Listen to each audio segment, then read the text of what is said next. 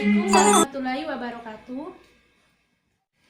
Kami dari kelompok 1 kelas 11 MIA 7 yang terdiri dari saya, Andi Putri Sahnas, dan rekan kelompok saya yaitu Naila Nashwa, Muhammad Rizky Aditya, Hamsina Nurul Adha, Andi Fatur Rahman Gur akan mempresentasikan hasil kerja kelompok kami mengenai makalah drama yang berjudul Pertempuran 10 November 1945 di Surabaya.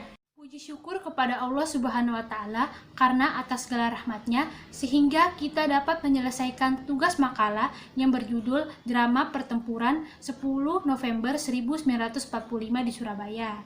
Makalah kelompok 1 ini dibuat guna memenuhi tugas bahasa Indonesia. Makalah ini tentunya bertujuan untuk menjelaskan atau memaparkan poin-poin di makalah ini sesuai dengan pengetahuan yang kami peroleh, baik dari buku maupun sumber-sumber yang lainnya. Semoga semuanya dapat memberikan manfaat. Bila ada kesalahan, kami mohon maaf. Saya akan menjelaskan mengenai bab 1 pendahuluan 1.1 latar belakang. Bab 1 pendahuluan 1.1 latar belakang.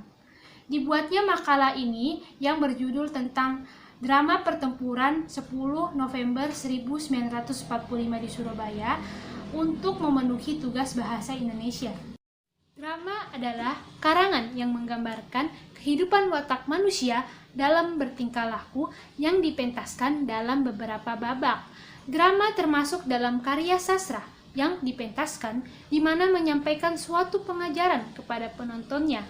Drama yang dipentaskan dapat berdasarkan kisah nyata maupun khayalan penulis naskah drama. Salah satu drama berdasarkan kisah nyata yaitu drama Pertempuran 10 November 1945 di Surabaya. Drama Pertempuran 10 November 1945 di Surabaya ini dapat memberikan sebuah pengajaran bahwa telah terjadi peristiwa yang dilakukan rakyat Indonesia di Surabaya dalam mempertahankan kemerdekaan Indonesia dari Belanda yang ingin menjajah Indonesia kembali. Saya akan menjelaskan 1.2 rumusan masalah. 1. Apa saja unsur-unsur intristik, tema, alur, tokoh, watak, latar, amanat dalam drama Pertempuran 10 November 1945 di Surabaya. 2. Di mana terdapat bagian prolog dan epilog dalam drama Pertempuran 10 November 1945 di Surabaya. 3. Drama Pertempuran 10 November 1945 di Surabaya termasuk dalam jenis drama apa? 4. Apakah naskah drama Pertempuran 10 November 1945 di Surabaya sudah sesuai dengan ciri-ciri naskah drama yang benar? 5. Apa saja ciri-ciri kebahasaan dalam drama Pertempuran 10 November 1945 di Surabaya? 1.3 Tujuan penulisan.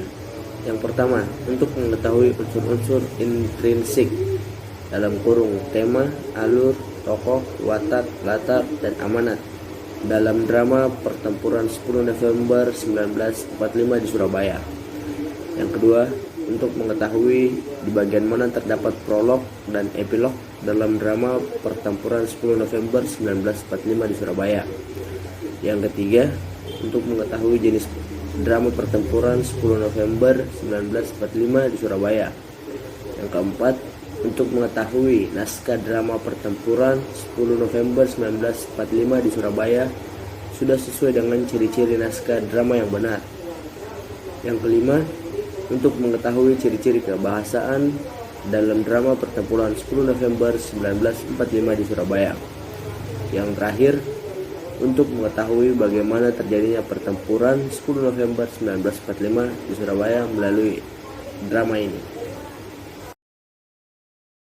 1.4 Manfaat penulisan. 1. Sebagai informasi untuk semua orang yang belum mengetahui unsur-unsur intristik, tema, alur, tokoh, watak, latar, amanat, jenis drama, ciri-ciri naskah drama yang benar dan ciri-ciri kebahasaan dalam drama Pertempuran 10 November 1945 di Surabaya. 2. Sebagai informasi untuk semua orang yang belum mengetahui bagaimana terjadinya pertempuran 10 November 1945 di Surabaya melalui drama ini. Berikutnya yaitu bab 2, pembahasan. 2.1 Unsur-unsur intrinsik dalam drama pertempuran 10 November 1945 di Surabaya. Drama pertempuran 10 November 1945 di Surabaya merupakan salah satu drama berdasarkan kisah nyata yang terjadi di Surabaya, Indonesia. Drama ini menceritakan tentang bagaimana rakyat Indonesia di Surabaya mempertahankan kemerdekaan Indonesia dari Belanda yang ingin merebut kembali Indonesia. Berikut ini tampilan naskah drama pertempuran 10 November 1945 di Surabaya. Berikutnya yaitu bab 2, pembahasan.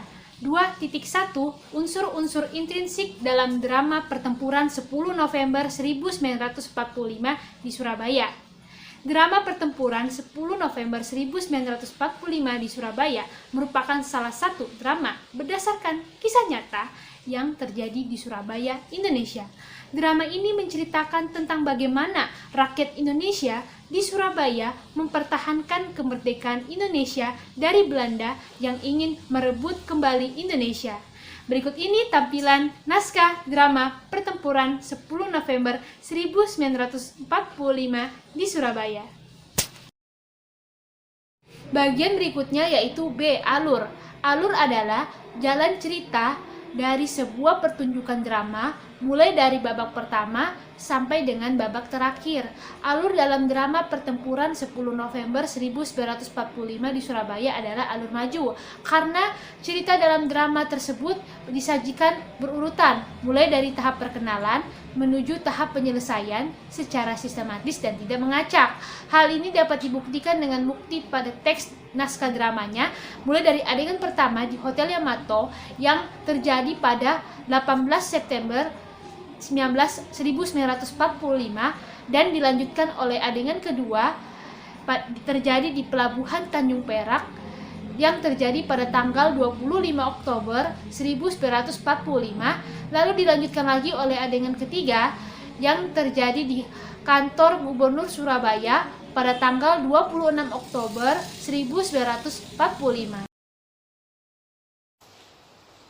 C. Tokoh. Tokoh dapat diklasifikasikan menjadi tokoh idaman, yaitu tokoh yang berperan sebagai pahlawan dengan karakternya yang gagah, berkeadilan, atau terpuji. Ada juga tokoh statis, yaitu tokoh yang memiliki peran yang tetap sama tanpa perubahan, mulai dari awal sampai akhir cerita. 1. Soederman, tokoh idaman dan tokoh statis. 2. Bung Tomo, tokoh idaman dan tokoh statis. 3. Soekarno, tokoh idaman dan tokoh statis. 4. Muhammad Hatta, tokoh idaman dan tokoh statis. 5. Haryono, tokoh idaman dan tokoh statis. 6. Koesno Wibowo, tokoh idaman dan tokoh statis. 7. Gubernur Suryo, tokoh idaman dan tokoh statis. 8. Kai Hasim Asy'ari, tokoh idaman dan tokoh statis. 9. Sidik, tokoh idaman dan tokoh statis. Ingin melanjutkan presentasi dari Naila Nashwa. Yang ke-10 tokoh TKR, tokoh idaman dan tokoh statis. Yang ke-11 rakyat Surabaya atau pejuang Indonesia, tokoh idaman dan tokoh statis. Yang ke-12 santri, tokoh idaman dan tokoh statis. Yang ke-13 MR Blackman, tokoh statis. 14 Mansur, tokoh statis. 15 AWS Malabi, tokoh statis. 16 Kapten Saum, tokoh statis. 17 Golden Smith, tokoh statis. D. Watak. 1. Soederman berwatak berani dan pantang menyerah. 2. Bung Tomo berwatak berani dan pantang menyerah. 3. Soekarno, berwatak berani dan pantang menyerah. 4. Muhammad Hatta, berwatak berani dan pantang menyerah. 5. Haryono, berwatak berani dan pantang menyerah. 6. Koesnowibowo, berwatak berani dan pantang menyerah. 7. Gubernur Suryo, berwatak berani dan pantang menyerah. 8. Kai Hasyim Asy'ari, berwatak berani dan pantang menyerah. 9. Sidik, berwatak berani dan pantang menyerah. 10. Tokoh TKR, berwatak berani dan pantang menyerah. 11. Rakyat Surabaya atau pejuang Indonesia, berwatak berani dan pantang menyerah. 12. Santri, berwatak berani dan pantang menyerah. Mr. Blokman, berwatak licik dan memperdaya para pejuang bangsa Indonesia. 14. Mansur, berwatak licik dan memperdaya para pejuang bangsa Indonesia. 15. A.W.S. Malabi, licik dan memperdaya para pejuang bangsa Indonesia. 16. Kapten Shaw, berwatak 1. Licik dan memperdaya para pejuang bangsa Indonesia. 2. Patuh terhadap pimpinan. 17. Golden Smith, berwatak patuh terhadap pimpinan. Berikutnya yaitu bagian E, latar. 1. Latar tempat di Indonesia. Bukti teksnya yaitu pada akhirnya Belanda benar-benar datang ke Indonesia, tepatnya pada tanggal 15 September 1945. Lalu berikutnya di Hotel Yamato. Bukti teksnya yaitu adegan 1 di Hotel Yamato. Tiba-tiba datang rombongan Sudirman beserta Sidik menenangkan suasana dengan mencoba berunding di dalam Hotel Yamato. Berikutnya yaitu di Pelabuhan Tanjung Perak. Bukti teksnya yaitu adegan 2 di Pelabuhan Tanjung Perak. Sekitar 6.000 orang pasukan dikirim sekutu ke Surabaya pada 25 Oktober 1945. Mereka dibawa bendera Nika dengan berlindung mengatasnamakan pasukan Afnei atau Elite Force for Netherlands East Indies mendaratkan kapalnya di Tanjung Priuk. Lalu berikutnya di kantor Gubernur Surabaya dengan bukti teks pada adegan 3 kantor Gubernur Surabaya.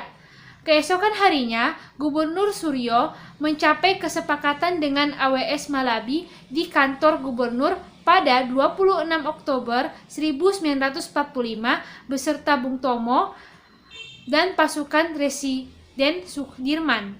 Lalu berikutnya di Lanut Tanjung Perak dengan bukti teks pada 27 Oktober pasukan sekutu berhasil merebut berbagai tempat strategis, salah satunya Lanut Tanjung Perak, kantor pos dan objek vital lainnya. Lalu berikutnya di kantor pos dengan bukti teks pada 27 Oktober pasukan berhasil merebut berbagai tempat strategis, salah satunya Lanut Tanjung Perak, kantor pos, dan objek vital lainnya. Lalu berikutnya di gedung Bank Internatio dengan bukti teks adegan keempat di gedung Bank Internatio. Bahkan menjelang sore hari, gedung Bank Internatio sempat dikepung oleh arek-arek Surabaya. Lalu berikutnya di Jembatan Merah dengan bukti teks adegan kelima Jembatan Merah. Hingga pada pukul 17.00 tragedi fatal pun terjadi di Jembatan Merah dekat gedung Bank Internatio. Jenderal AWS Malabi tewas dibunuh pejuang Indonesia yang tidak diketahui identitasnya. Lalu berikutnya di Jalan Surabaya dengan bukti teks adegan ke-6 Jalan Surabaya. Lalu berikutnya di Jawa Timur dengan bukti teks namun dibalas dengan seruan jihad yang disampaikan Kiai Haji Hasyim Asy'ari pada 9 November mampu menyebar hebat ke berbagai daerah di Jawa Timur dan mendorong mereka ke Surabaya dalam rangka jihad fisabilillah. Lalu berikutnya di Pondok Pesantren dengan bukti teks adegan 8 Radio Pemberontak dan Pondok Pesantren. Lalu berikutnya di Surabaya dengan bukti teks adegan ke-9 Kota Surabaya. Walaupun demikian, hingga pada akhirnya Surabaya pun takluk dalam waktu 3 minggu. Lalu terakhir yaitu di Sidoarjo dan Mojokerto. Dengan bukti teks, ratusan ribu orang menderita dan harus meninggalkan Surabaya. Kebanyakan dari mereka mengungsi ke Sidoarjo dan Mojokerto. Berikutnya yaitu 2 latar waktu. Latar waktunya itu tanggal 17 Agustus 1945, 15 September 1945, 31 Agustus 1945, 1 September 1945, 18 September 1945, 25 Oktober 1945, 26 Oktober 1945, malam hari 27 Oktober 1945 pukul 11.00, pukul 04.30, subuh 30 Oktober 1945 pukul 11.30, pukul 17.00, 9 November 1945, 10 November 1945 pukul 06.00, 10 November 1945, 3 hari, 3 minggu, dan terakhir 30 November 1945. 3. Latar suasana. Suasananya tegang dan mencekam, karena dalam drama ini terdapat pertempuran yang memakan banyak korban jiwa, sehingga suasana dalam drama ini menjadi tegang dan mencekam. Bukti teksnya, pada tanggal 30 November 1945, sepanjang mata memandang bergelimpangan mayat berbujur kaku, hangus, tepihan daging dari ribuan orang. Sekutu harus membayar sangat mahal dalam menaklukkan Surabaya ini. Ratusan ribu orang menderita dan harus meninggalkan Surabaya.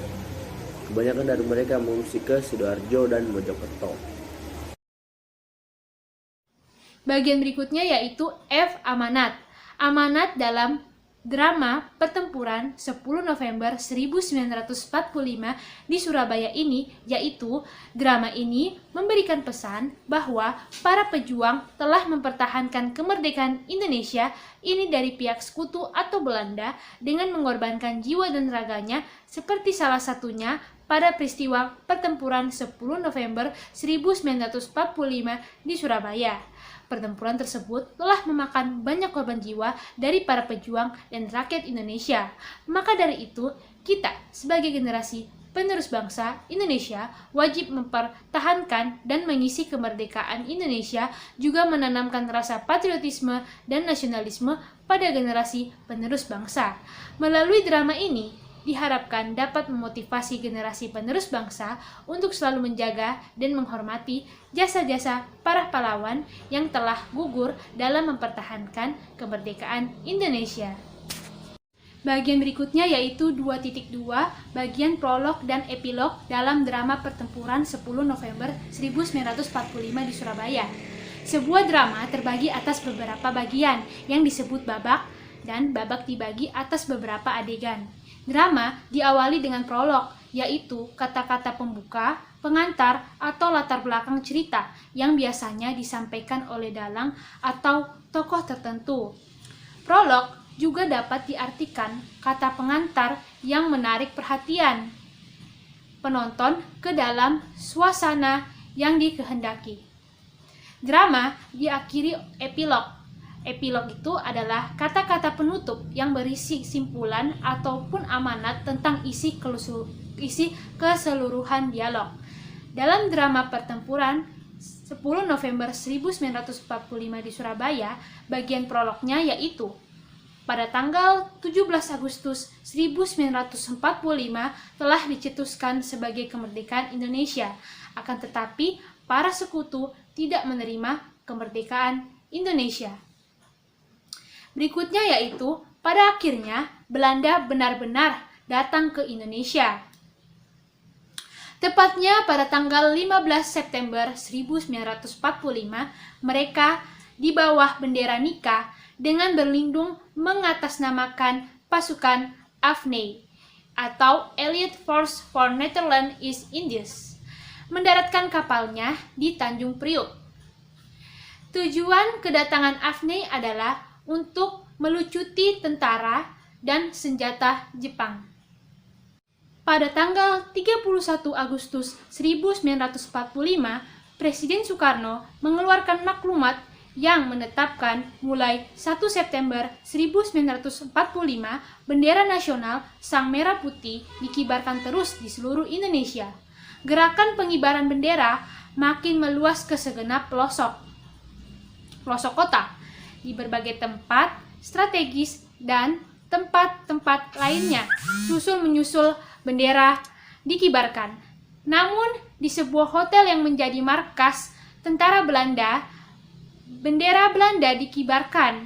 Hal ini memancing amarah rakyat Surabaya hingga pada akhirnya tanggal 10 November 1945 terjadilah pertempuran 10 November. Sedangkan bagian epilog dalam drama pertempuran 10 November 1945 di Surabaya yaitu pada mulanya rakyat Surabaya berhasil menekan sekutu. Namun karena menghadapi senjata canggih, rakyat Surabaya pun kewalahan. Perlawanan rakyat yang pada awalnya dilakukan secara spontan dan tidak teratur, namun makin hari makin teratur. Walaupun demikian, hingga pada akhirnya Surabaya pun takluk dalam waktu 3 minggu. Pada tanggal 30 November 1945, sepanjang memandang bergelimpangan, mayat terbujur kaku, hangus serpihan daging dari ribuan orang, sekutu harus membayar sangat mahal dalam penaklukan Surabaya ini. Ratusan ribu orang menderita dan harus meninggalkan Surabaya. Kebanyakan dari mereka mengungsi ke Sidoarjo dan Mojokerto. Berikutnya yaitu 2.3 jenis drama pertempuran 10 November 1945 di Surabaya. Jenis drama dapat dibagi menjadi 2, yaitu berdasarkan penyajian lakon dan ada atau tidak adanya naskah drama. Berdasarkan penyajian lakon drama dapat dibagi menjadi beberapa bagian, yaitu drama tragedi, drama komedi, drama tragedi komedi, opera, melodrama, farse, tablo, sendera tari. Sedangkan berdasarkan ada atau tidak adanya naskah drama dapat dibagi menjadi drama tradisional dan drama modern. Berdasarkan penyajian lakon drama pertempuran 10 November 1945 di Surabaya termasuk dalam drama tragedi, yaitu drama yang ceritanya penuh kesedihan atau tragis. Sedangkan berdasarkan ada atau tidak adanya naskah drama pertempuran 10 November 1945 di Surabaya termasuk dalam drama modern, yaitu drama yang menggunakan naskah drama sehingga para pemain harus mengikuti dialog yang terdapat dalam naskah. 2.4 Naskah drama pertempuran 10 November 1945 di Surabaya sudah sesuai dengan ciri-ciri naskah drama yang benar. Naskah drama pertempuran 10 November 1945 di Surabaya sudah sesuai dengan ciri-ciri naskah drama yang benar karena mempunyai ciri-ciri sebagai berikut. Yang pertama, seluruh cerita pada drama pertempuran 10 November 1945 berbentuk dialog. Semua ucapan ditulis dalam teks. Bukti teksnya, Koesno Wibowo, kurang ajar, mereka tidak tahu diri, kita ini bangsa merdeka. Ayo kita turunkan bendera busuk itu, memberi semangat. Rakyat Surabaya, turunkan bendera Belanda, turunkan bendera Belanda, demonstrasi di depan Hotel Yamato. Berikutnya yaitu 2.5 ciri-ciri kebahasaan drama pertempuran 10 November 1945 di Surabaya. Terdapat beberapa ciri kebahasaan drama dalam drama pertempuran 10 November 1945 di Surabaya, yaitu antara lain sebagai berikut. Pertama, menggunakan kata yang menyatakan urutan waktu atau konjungsi kronologis. Hal ini dibuktikan pada salah satu teks yang menyatakan pada akhirnya Belanda benar-benar datang ke Indonesia, tepatnya pada tanggal 15 September 1945. Di situ ada kata pada akhirnya, dan itu merupakan konjungsi kronologis. 2. Menggunakan kata kerja yang menggambarkan suatu peristiwa yang terjadi. Hal ini dibuktikan dengan bukti teks diiringi teriakan penuh semangat, Haryono dan Kusnowibowo memanjat dan merobek bendera Belanda yang berwarna biru, hingga menyisakan bendera merah putih berkibar gagah. Nah, kata kerjanya itu yaitu memanjat dan merobek. Lalu ketiga, menggunakan kata kerja yang menyatakan sesuatu yang dipikirkan atau dirasakan oleh tokoh. Hal ini dibuktikan dengan bukti teks yang mengatakan bukti teks di mana Gubernur Suryo mengatakan, "Alhamdulillah, kita sudah sepakat. Saya harap kalian menepati janji, berdiri dan tegas." Nah, di situ ada kata kerja yang berharap, yaitu harap. Kata harap yang diucapkan oleh Gubernur Suryo. Lalu yang keempat yaitu menggunakan kata-kata sifat untuk menggambarkan tokoh, tempat, atau suasana. Hal ini dibuktikan dengan salah satu percakapan di dalam teks naskah drama, yaitu Mr. Politeman mengatakan tidak bisa. You harus tahu kalau kami tidak mengakui you punya negara. Marah dan menodongkan pistol ke arah Sudirman. Nah, kata marah itulah yang merupakan kata sifatnya. Dan ada juga dengan gagah berani para pejuang Indonesia menghadang dan menyerang mobil rombongan sekutu hingga menewaskan A.W.S. Malabi. Nah, kata gagah berani itulah kata kerja yang menggambarkan suasana latar tempat atau waktunya. Bab 3. Penutup. 3.1 Kesimpulan. Drama adalah karangan yang menggambarkan kehidupan watak manusia dalam bertingkah laku yang dipentaskan dalam beberapa babak. Salah satu drama yang berdasarkan kisah nyata yaitu drama Pertempuran 10 November 1945. Drama Pertempuran 10 November 1945 memiliki unsur intrinsik, yaitu tema, alur, tokoh, watak, latar, dan amanat.